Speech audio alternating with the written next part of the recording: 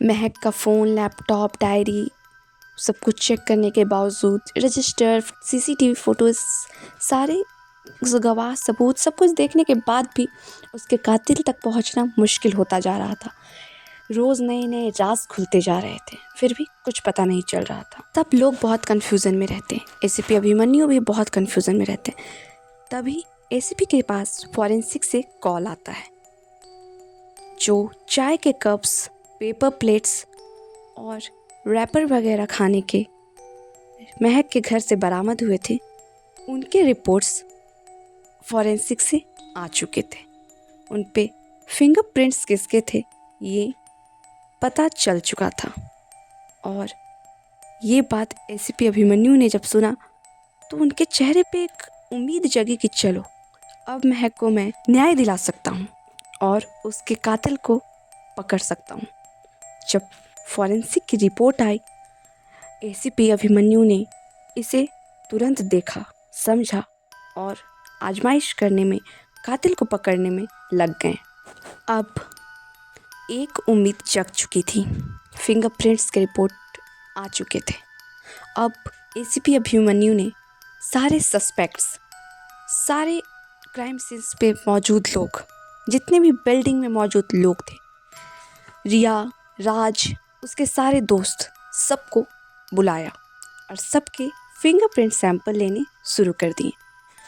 Fingerprint sample लिया गया और उसको उन पेपर प्लेट्स, कप्स और रैपर्स के फिंगरप्रिंट से मैच करवाया गया। और धीरे धीरे सबके सैंपल मैच करने के बाद कातिल का सैंपल मैच कर ही गया।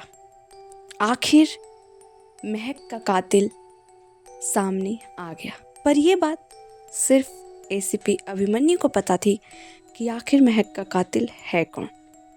जब सारे सैंपल मैच हो गए तो एसीपी अभिमन्यु मैच सैंपल के रिपोर्ट्स लेकर सबके सामने राज खोलने आते हैं और बहुत ही आसानी से ये पता चल जाता है कि महक का कातिल कौन है। एसीपी अभिमन्यु फिंगरप्रिंट्स का रिपोर्ट सबके सामने लाते हैं और महक के कातिल का नाम बताते हैं, जिसे सुनकर सारे लोग शॉक हो जाते हैं। महक का कातिल ना ही उसका कज़न भाई संकेत था, ना ही उसका फियांसे आकाश था और ना ही उसका एक्स बॉयफ्रेंड मयंक था। महक का कातिल उसी का एक दोस्त जो उसके साथ कॉलेज में पढ़ता था, जो अपने आप को महक का एक बहुत अच्छा दोस्त बताता था। महक का कातिल राज था। राज, रिया और महक तीनों साथ कॉलेज में पढ़ते थे। ये बात मैंने आप लोगों को बताई थी। और दोस्ती के साए में महक का सबसे अच्छा कहे जाने वाला दोस्त राज। जब सब लोगों ने ये बात सुनी कि उसका मर्डरर राज था तो रिया शॉक हो गई। वहाँ सारे लोग अचंभित हो गए कि राज, महक के केस में राज तो दूर दूर तक नहीं दिख रहा था। ना कोई संदिग्ध था, ना कोई विक्टिम था, कुछ नहीं था। ये देखकर, ये सुनकर कि महक का मर्डरर राज है, सारे लोग शॉक हो गए। रिया सुन पर गई। सबको दोस्ती से एक विश्वास सा उठ गया। रिया चौंक गई कि एक हमारे बीच ऐसा दोस्त है जो हमारे साथ ऐसा कर सकता है। महक का इतना अच्छा कहे जाने वाला दोस्त उसके साथ ऐसा कर सकता है। पर अब सवाल उठता है कि आखिर राज ने ऐसा किया क्यों? क्यों ली उसने महक की जान और उसने ऐसा किया कैसे? जब एसीपी अभिमन्यु सच सबके सामने ले आते हैं तो राज से वो सवाल करते हैं, आखिर तुमने ये कैसे किया? कैसे महक को जहर दिया? तो राज बताता है कि महक ने अपने और आकाश के झगड़े के बारे में राज को भी बताया था, इसलिए उसके अगले दिन राज यही सोचकर उससे मिलने गया, यही सही मौका है, मैं महक को मार भी सकता हूँ और इसका सारा इल्ज़ाम आकाश पर आएगा। वो महक से मिलने गया और उसने अपने ही फ़ोन से सारे खाने के आइटम्स ऑर्डर किए। जब खाने के आइटम्स आ जाते हैं तो राज महक को बोलता है मैं महक प्लेट लेकर आती। महक प्लेट लेने जाती है, तभी उसमें राज जहर मिला देता है और इस तरह से महक वो खाती है और उसी समय उसकी मौत हो जाती है।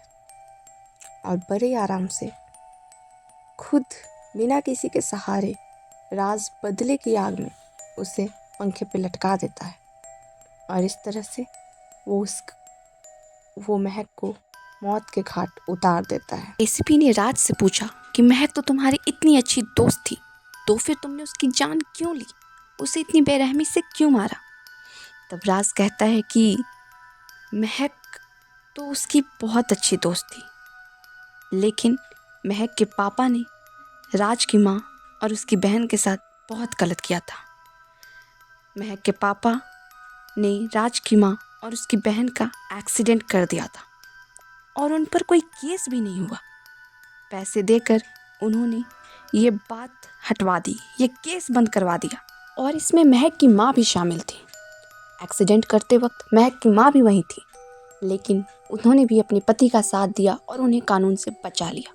तभी मैंने सोच लिया था कि मैं उनकी बेटी को ऐसे ही मारूंगा, जिससे उन्हें वैसा ही दर्द महसूस हो जैसा मुझे हुआ था।